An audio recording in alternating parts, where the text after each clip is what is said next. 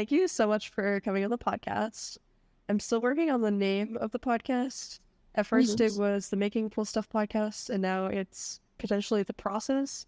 But basically, it's just unpacking people's creative process, working through perfectionism and how people create stuff and their processes behind the scenes. So, thank you so much for coming on, Kendra. Could you introduce yourself? Hello, my name is Kindra, and I'm a marketing designer for B2B tech companies, mostly education, privacy, and all those different companies right now. So I'm still working on what I should focus on, my niche for a client, but right now I am more focused on just web design, ads design, and kind of learning all or everything I can learn at this age and during this point in my career. You and I know each other through a program called Praxis, which is basically a professional development program. Could you talk a little bit about your experience with that? With 6 months kind of education, they kind of teach you marketing, sales, customer success, and um, operations. Growing up, I've always been into design. I kind of geared more towards marketing because it's the nearest to design. And also, I like marketing because it kind of gives purpose to my designs. Some people have a hard time differentiating like art with design. And I think that's where I was like 2 years ago. But then learning marketing, it gave me a purpose as a designer. So now I create like websites that are used for marketing these amazing companies, and in return, they get more sales, they get more clicks. Yeah, I love that. I feel similarly where I came into Praxis with some like video production and video editing skills, and I also leaned into marketing, and I felt like I was really able to see how those things all come together. I know you do stuff with a design education nonprofit, Benefit Design. Benefit Design, it's a nonprofit organization that has a collection of volunteer designers who volunteer to create branding, marketing stuff, and other design needs for nonprofit organizations. That is actually the first time I got to experience real world projects design that are design related, because I when I moved here to the States, um so I didn't go to college and I had no connections whatsoever, and Benefit Design was the first organization that kind of helped me get the things that I need, like the experience, the community, the connections. Kind of had a similar experience like with Praxis, where it's like the kind of thing where you can get lots of like develop those connections and just get more and more from it the more you put into it. What was it like going from, I guess, making potentially projects for yourself, or like more art-based projects to becoming um, someone who's working with brands and, like you said, making websites that have a purpose and where people are tracking, where people are clicking and stuff like that.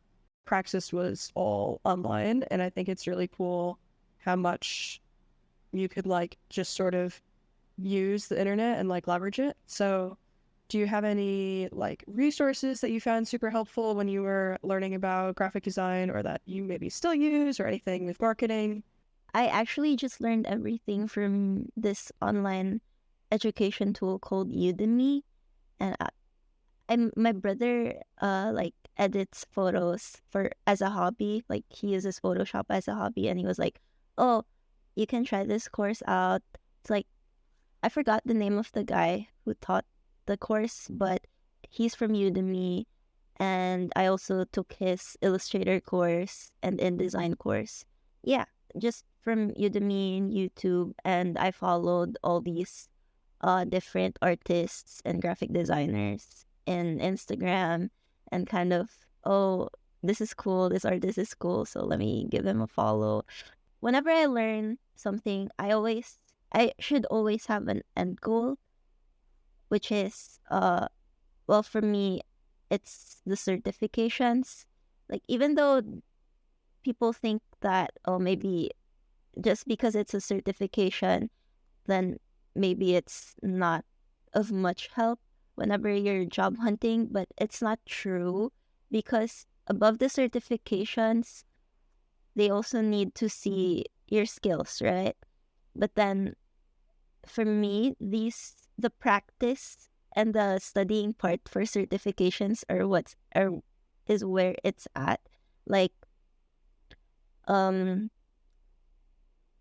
you get to practice with pressure, if that makes sense. If you're aiming towards a certification that needs a certain grade, I think the end goal of having a certification makes you accountable to learning it seriously. And also, if you just, because it's so easy to buy courses or get these online courses, but then it's also easy to give up on them.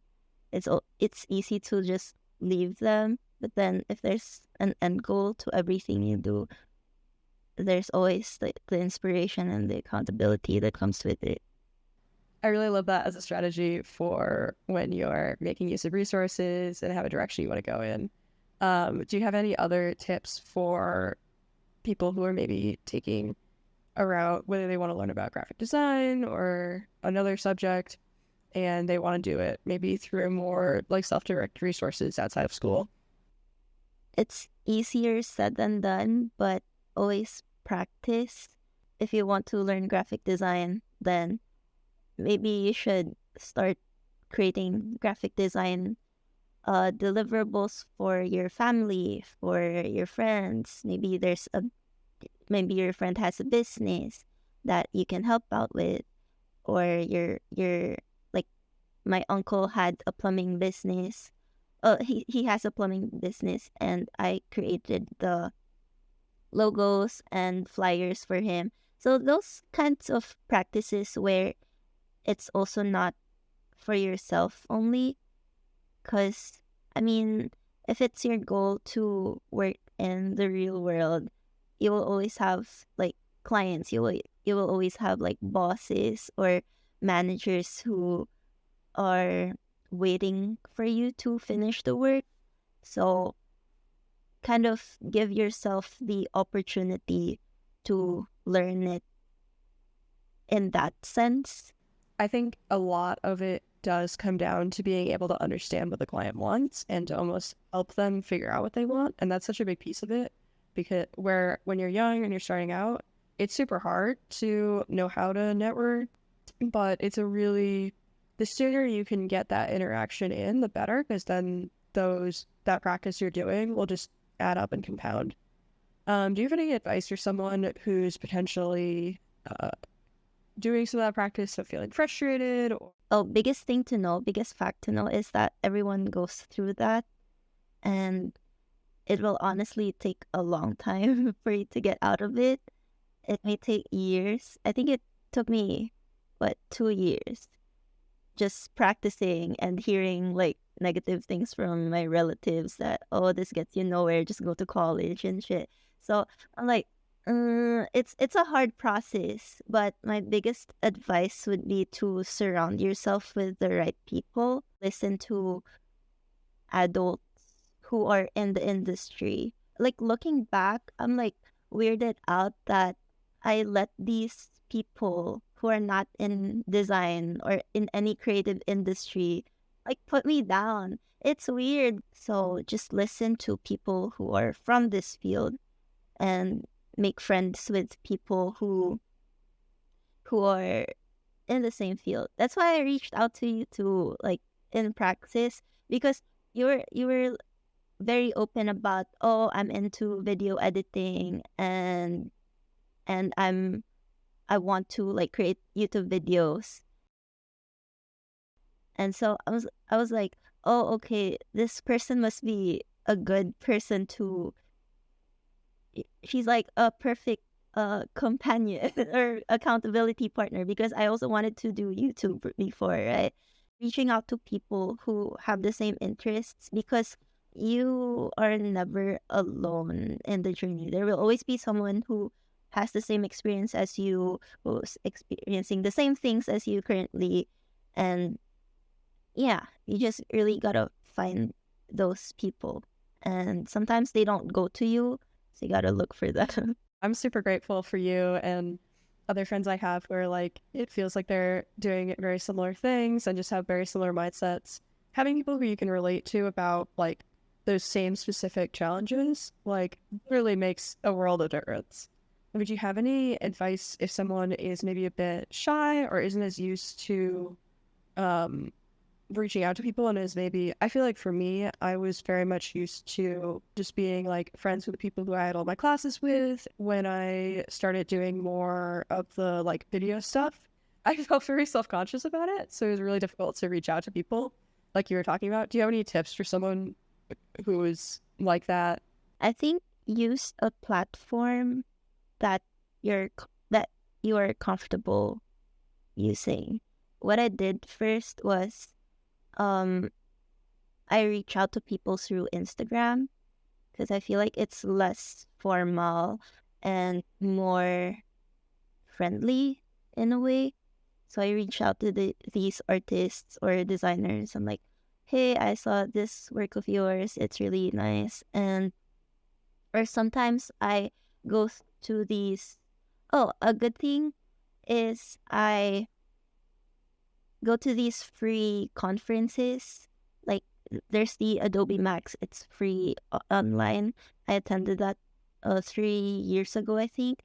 And there's this one speaker who talked about your journey in your journey in art, or as a designer or as an artist. And so she said something that I really needed during that time. So it doesn't hurt to say thank you through Instagram and kind of tell them that their talk really helped you. So that's kind of where it starts. Like just putting yourself out there and reaching out first and saying thank you in a platform that you're comfortable in. Do you have a like favorite either favorite project or favorite like type of project you've worked on before? Right now, I really find fulfillment in web design. So I redesigned the website for an education technology client, and it was really nice because I was able to solve a problem that they have. I think that's also one reason why I love design so much and why I love marketing, like the mix of them, is because you're trying to solve a problem through design. So one of their problems was click through, high bounce rates. So bounce rates meaning when they go in the website, they like move out of that page like really quickly. And then I noticed that they have like super prominent links above the fold. Like uh when you click on the website, there are like links that take you to different, like 4 different pages right away. That's why they have a high bounce rate. So as a designer and a marketer, I'm thinking like, how do I reduce this bounce rate while still keeping the purpose of the page to make the users explore different pages? Thank you so much for being on the show, Kindra. Do you have any final thoughts or advice to leave listeners with? The main takeaway I always advise give to people um is to always surround yourself with the right people and just be patient with the waiting process, because it's always worth it in the end. It's super rewarding to kind of see, okay, put in a lot of like investment toward myself and knowing how to really make things work because I've kind of hit my head against the wall so many times, had those frustrating moments, and kept persevering. Yeah, I love that. Keep investing in yourself. Push anyone's opinions out of your mind as much as you can and just keep making progress. I felt it was really inspiring when you talked about the different resources you've used and how you've been able to dive into different like communities and really make work that you really enjoy doing and are proud of. It's super cool. Thank you so much for being on the podcast, Kindra. Thank you, Sophie.